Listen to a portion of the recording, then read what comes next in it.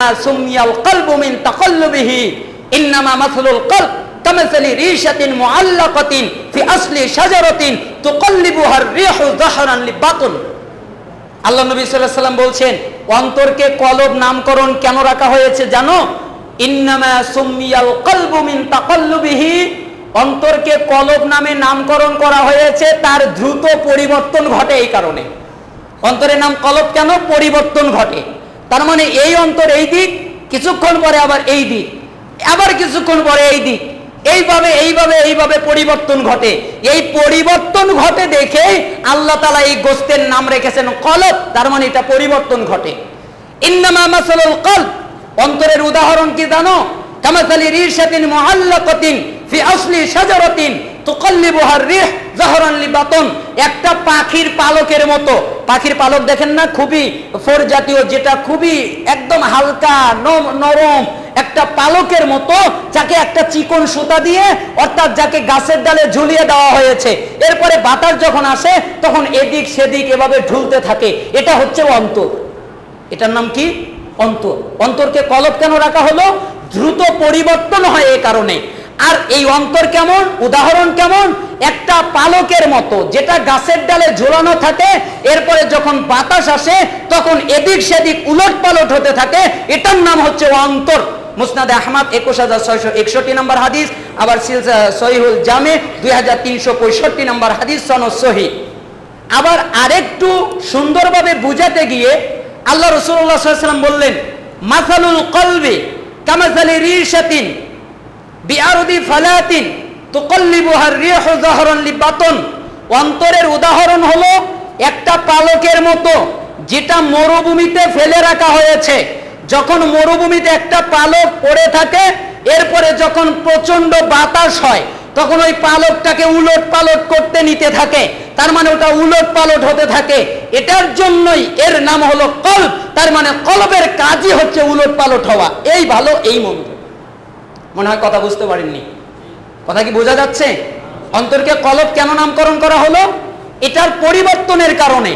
এই হাদিসটা ইবনে আসেম কিতাবুস সুন্নাহ 227 নম্বরে এনেছেন। আবার রাসূলুল্লাহ সাল্লাল্লাহু আলাইহি ওয়াসাল্লাম আরো উদাহরণ দিচ্ছেন, লাকলবু ইবনু আদম আসরাউ তাকাল্লুবান মিনাল কিদরি ইজাস্তাজমাআত গলায়ানা।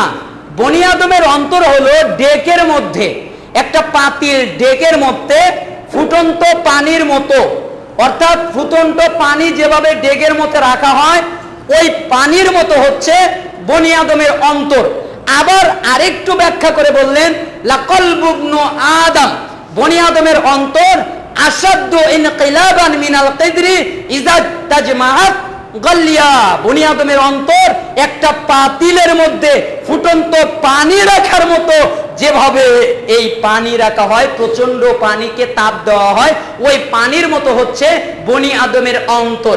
ইবনে আসেম কিতাবুস সুন্নাহ 226 নম্বরে বর্ণনা করেছেন এবং মুসনাদে আহমদ 23867 নম্বরে এসেছে। তাহলে এই চারটা হাদিস দ্বারা কি বোঝা গেল, কি বুঝতে পারলাম? তার মানে এই যে ডেকের ভিতরে আপনি যদি পানি দেন আর সেটাকে যদি জাল দেওয়া শুরু করেন, তাহলে সেটা গরম হতে থাকে। যখন জাল দেওয়া বন্ধ করে তখন আবার ঠান্ডা হয়। দেখেন না, যখন ওটাকে আগুন দিয়ে শুধু জালি দেওয়া হয় তখন ওটা শুধু গরমই হতে থাকে। যত জাল দেবেন তত গরম, যখন বন্ধ করে দেবেন তখন আবার আস্তে আস্তে ঠান্ডা হয়ে যাবে। ঠিক আদম সন্তানের অন্তর তাই। তুমি যত কোরআনের কথা বলবে, যত কোরআন তেলাওয়াত করবে, যত আল্লাহ এবং রাসূলের কথা শুনবে, ততই তোমাদের ঈমানটা বাড়তে থাকবে। যখনই কোরআন পড়া, সুন্নাহ পড়া, হাদিস পড়া, সালাতে মনোযোগ দেওয়া বন্ধ করে দেবে, তখন আবার তোমাদের ঈমানটা ঠান্ডা হয়ে যাবে। এজন্যই রাসূলুল্লাহ সাল্লাল্লাহু আলাইহি সাল্লাম বলছেন, ইন্নামা সুমিয়াল কলব ইন্না কুলুবা বানি আদম কুল্লাহা বাইনা ইসবাআইনি মিন আসাবি'ir রহমান কাকলবি ওয়াহিদ ইউসাররিফুহু হাইসু ইয়াশা। সুম্মা ক্বালা রাসূলুল্লাহ সাল্লাল্লাহু আলাইহি ওয়াসাল্লাম, তখন আল্লাহ রাসূল সাল্লাল্লাহু আলাইহি ওয়াসাল্লাম বললেন, আব্দুল্লাহ ইবনে আমর ইবনুল আস রাদিয়াল্লাহু আনহু তিনি বলছেন যে আল্লাহ রাসূল সাল্লাল্লাহু আলাইহি ওয়াসাল্লাম বলছেন, নিশ্চয়ই বনি আদমের অন্তরসমূহ তাদের যত লোকের অন্তর আছে আল্লাহ তাআলার দুইটা আঙ্গুলের মধ্যে থাকে, কা কলবি ওয়াহিদ, যেন তা একটি অন্তর, ইউসাররিফুহু হাইসু ইয়াশা, যেভাবে আল্লাহ চান ওইভাবে তার অন্তরকে পরিবর্তন করে দেন। আল্লাহর এই দুইটা আঙ্গুলের মধ্যে আল্লাহর যত আঙ্গুল সমূহ আছে তার মধ্যে দুইটা আঙ্গুলের মধ্যে বনি আদমের সমস্ত কলব অন্তর তিনি যেভাবে চায় তাকে পরিবর্তন করে দেন, যেনটা একটি অন্তর।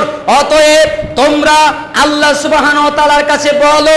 সুম্মা ক্বালা রাসূলুল্লাহ সাল্লাল্লাহু আলাইহি ওয়াসাল্লাম, তখন আল্লাহর নবী সাল্লাল্লাহু আলাইহি সাল্লাম বললেন, তোমরা আল্লাহকে বলো, আল্লাহুম্মা মুসাররিফাল কুলুব সাররিফ কুলুবানা আলা তাআতিক, হে অন্তর পরিবর্তনকারী আল্লাহ, আপনার আনুগত্যের দিকে আমাদের অন্তর পরিবর্তন করে দেন।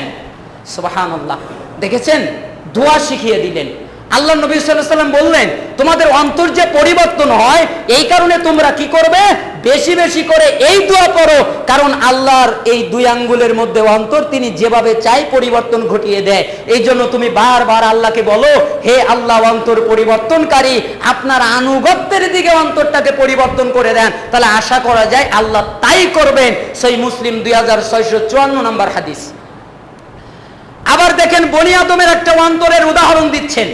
মুস্তাদরেকে হাকিম তিনি বর্ণনা করেছেন এবং তাবারানী তার মুজামে বর্ণনা করেছেন। রাসূলুল্লাহ সাল্লাল্লাহু আলাইহি ওয়াসাল্লাম বলেছেন, ইন্নাল ঈমানা লা ইয়াখলাকু ফি জাওফি আহাদিকুম কামা ইয়াখলাকু সাওবু খালিকু ফাসআলুল্লাহ আন ইউজাদ্দিদাল ঈমানা ফি কুলুবিকুম। আল্লাহর নবী সাল্লাল্লাহু আলাইহি ওয়াসাল্লাম বলছেন, শোনো, তোমাদের অভ্যন্তরের ঈমান, তার মানে তোমাদের কলিজার ভিতরে, তোমাদের বডির ভিতরে যে ঈমান আছে এইটা এক সময় জীর্ণ হয়ে যায়, যেভাবে পুরাতন কাপড় জীর্ণ হয়ে যায়। দেখো না, কাপড় যখন পরতে থাকো তখন আস্তে আস্তে ওই কাপড়টা পুরাতন হওয়া শুরু করে দেয়। ঠিক তোমাদের ঈমানটা ওই রকম পুরাতন হয়ে যায়, জীর্ণ হয়ে যায়, ক্ষয়প্রাপ্ত হয়ে যায় এবং দুর্বল হয়ে যায়। এরপরে আল্লাহ নবী সাল্লাল্লাহু আলাইহি সাল্লাম বললেন, সুতরাং তোমরা কি করবে, তোমরা তোমাদের অন্তরটাকে পরিবর্তন করার জন্যে, তোমরা তোমাদের অন্তরটাকে নবায়ন করার জন্যে আল্লাহ সুবহানাহু ওয়া তাআলার কাছে দোয়া করো, হে আল্লাহ আপনি আমাদের ঈমানটাকে নবায়ন করে দেন, আমাদের ঈমানটাকে আবার ক্ষয়প্রাপ্ত না করে আমাদেরকে ওই গ্যাপটা আপনি পূরণ করে দেন। যেখানে আপনার ভয় নাই ওইখানে আবার আপনার ভয় ঢুকিয়ে দেন, যেখানে আপনার মহাব্বত নাই ওইখানে আবার আপনার মহাব্বত ঢুকিয়ে দেন। মুস্তাদরেক হাকিম বর্ণনা করেছেন 5 নম্বরে, সহিহুল জামি 1590 নম্বরে, সিলসিলায়ে সহিহ 1585 নম্বরে এই বর্ণনাটা এসেছে। রাসূলুল্লাহ সাল্লাল্লাহু আলাইহি সাল্লাম আরেকটা উদাহরণ দিচ্ছেন। কত যে উদাহরণ এই কলব নিয়ে।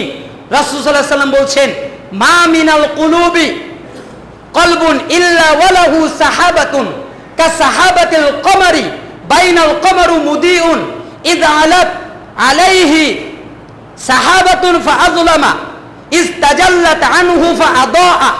আল্লাহ নবী সাল্লাল্লাহু আলাইহি সাল্লাম বললেন যে বনি আদমের অন্তর কেমন জানো?